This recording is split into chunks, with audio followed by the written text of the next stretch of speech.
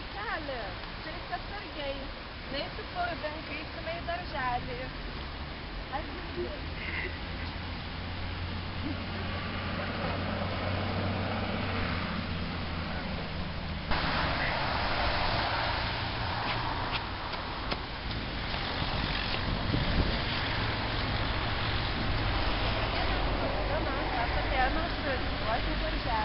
Žinokite, nuo šių metų mūsų Mykoliuko darželis dirba pagal naują sistemą. Reikia registruotis arba savivaldybėje, arba elektroniniu būdu. Nežinojome to. Dėkui. Viso gero. Viso gero.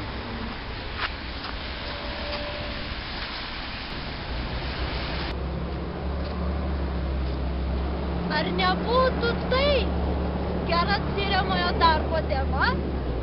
Ar nevertėtų išsiaiškinti, kaip viskas vyksta tikrovėje? Tema pirkimo vilniaus miesto vaikų darželius tikrai tinkama mums.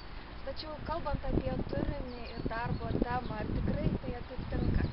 Tai aišku, kad pirmoji daly nagrinėjom darželių naudą, paskui antroji daly nagrinėjom teorijas, kas rašė apie darželius, vėliau darom palyginamąją analizę, kokia buvo senoji tvarka, kokia naujoji.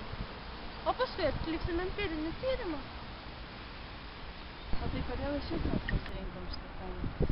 Tema yra aktuali, nes tai yra visai nenagrinėta nauja tema, kadangi pertvarka yra naujai vykdoma ir dar procesas tęsiasi. Taip pat tai siejasi su mūsų disciplina, nes tai apima ir savivaldybę, kadangi dabar priėmimas vaikų darželius vyks per savivaldybę. Parodysime, kad darbo tema yra nauja. Taigi ką tik sakė? Šiais metais Vilniaus miesto savivaldybės taryba priėmė nutarimą, kuriame pakeitė priėmimo vaikų darželius tvarką. Tik dabar reikia tiksliai suformuluoti temą ir problemą dar. Mes jau tai padarėm, mes turim net 2 problemas sugalvojam. Pirmoji, tai kokią įtaką naujoji tvarka padarė būtent vaikų skaičiui, ir antroji, kokią įtaką padarė pačiam priėmimui, atsižvelgiant į tai, ar pats priėmimas tapo lengvesnis ar sudėtingesnis klientams.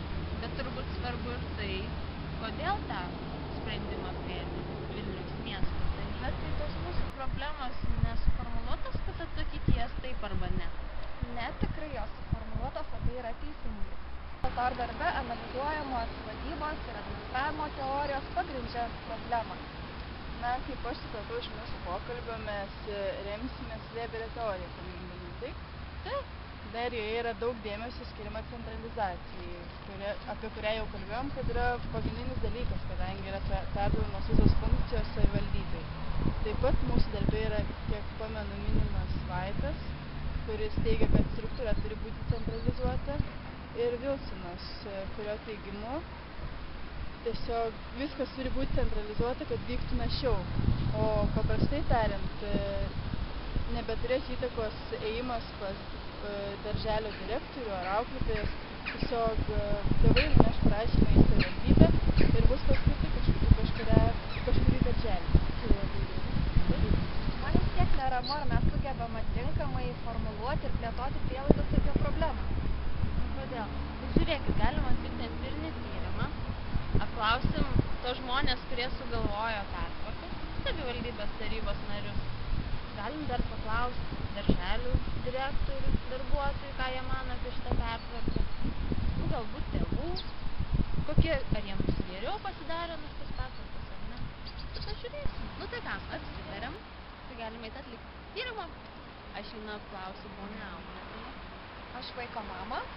Na, man tada lieka vaikas.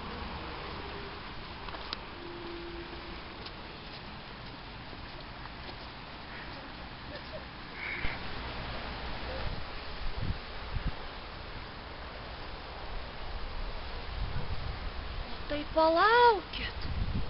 Kas apklaus savivaldybės tarybą?